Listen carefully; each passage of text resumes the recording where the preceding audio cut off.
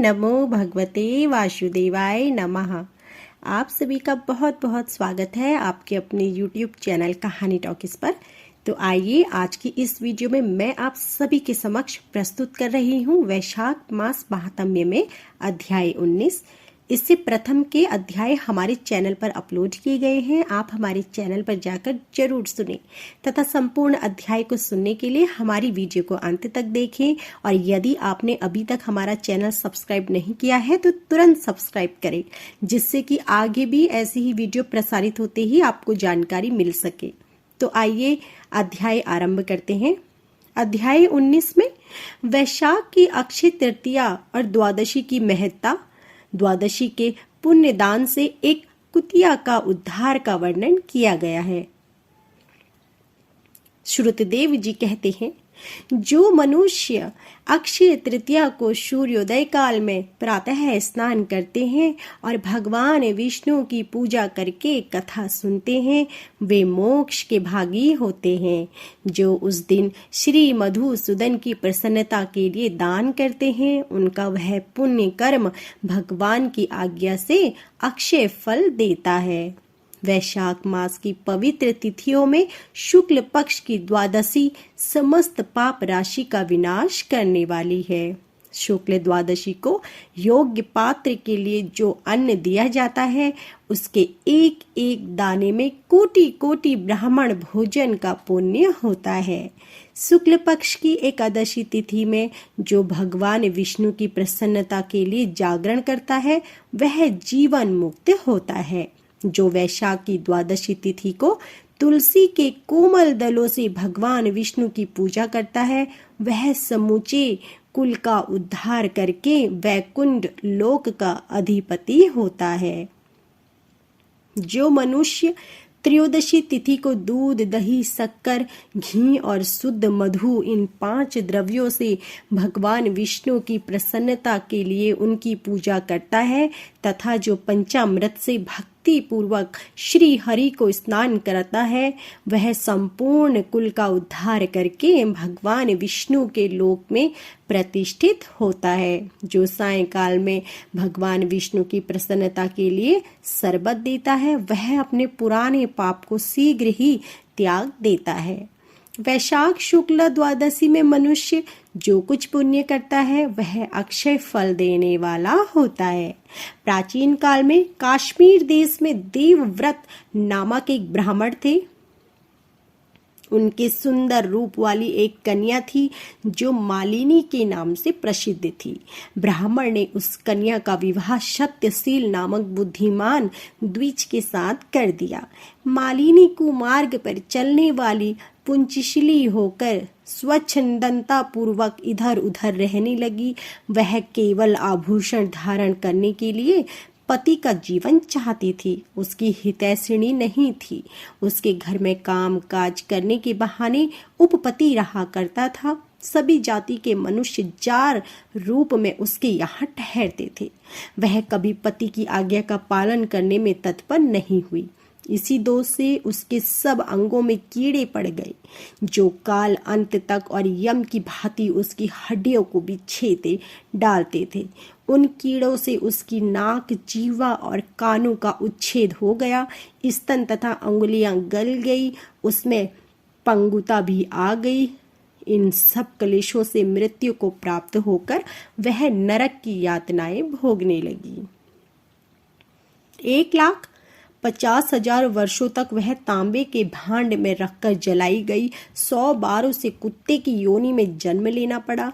तत्पश्चात 100 वीर देश में पद्मबंधु नामक ब्राह्मण के घर में वह अनेक दुखों से घिरी हुई कुतिया हुई। उस समय भी उसके कान, नाक, पूंछ और पैर कटे हुए थे। उसके सिर में कीड़े पड़ गए थे और योनि में भी कीड़े पड़े हुए थे। हे राजन, इस प्रकार 30 वर्ष बीत गए। एक दिन वैशाख के शुक्ल पक्ष की द्वादशी तिथि को पद्म बंधु का पुत्र नदी में स्नान करके पवित्र हो भीगे वस्त्र से घर आया। उसने तुलसी की वेदी के पास जाकर अपने पैर धोए। दैव योग से वह कुतिया वेदी के नीचे सोई हुई थी। सूर्योदय से पहले का समय था। ब्राह्मण कुमार के चरणोदगत से वह नहा गई और तत्काल उसके सारे पाप नष्ट हो गए। फिर तो उसी क्षण उसे अपने पूर्व जन्मों का स्मरण हो गया। पहले के कर्मों की याद आने से वह कुतिया तपस्वी के पास जाकर दीनता पूर्वक पुकारने लगी, हे मुनि, आप हमारी रक्षा करें।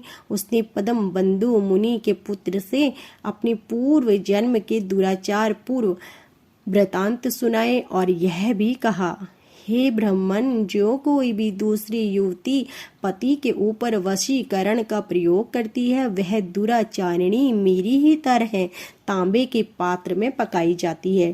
पति स्वामी है, पति गुरु है और पति उत्तम देवता है। साध्वी स्त्री उस पति का अपराध करके कैसे सुख पा सकती है। पति का अपराध करने वाली स्त्री सैकड़ों बार तिर्यक योनि पशु पक्षियों की योनि में और अरबों बार कीड़े की योनि में जन्म लेती है। इसलिए स्त्रियों को सदैव अपने पति की आज्ञा का पालन करना चाहिए। ब्राह्मण, आज मैं आपकी दृष्टि के सम्मुख आई हूँ। यदि आप मेरा उद्धार नहीं करेंगे तो मुझे पुनः इसी यातनापूर्ण घृणित योनि का दर्शन करना पड़ेगा। अतः विप्रवर, मुझ पापचारिणी को वैशाख शुक्ल पक्ष में अपना पुण्य प्रदान करके उबार लीजिए।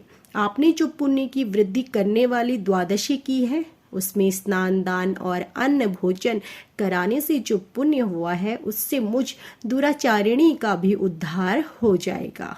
हे महाभाग, दीन वत्सल, मुझ दुखिया के प्रति दया कीजिए। आपके स्वामी जगदीश्वर जनार्दन दीनों के रक्षक हैं, उनके भक्त भी उन्हीं के समान होते हैं। दीन वत्सल, मैं आपके दरवाजे पर रहने वाली कुतिया हूँ। मुझ दीना के प्रति दया कीजिए, मेरा उद्धार कीजिए। अंत में मैं आप द्विजेंद्र को नमस्कार करती हूँ।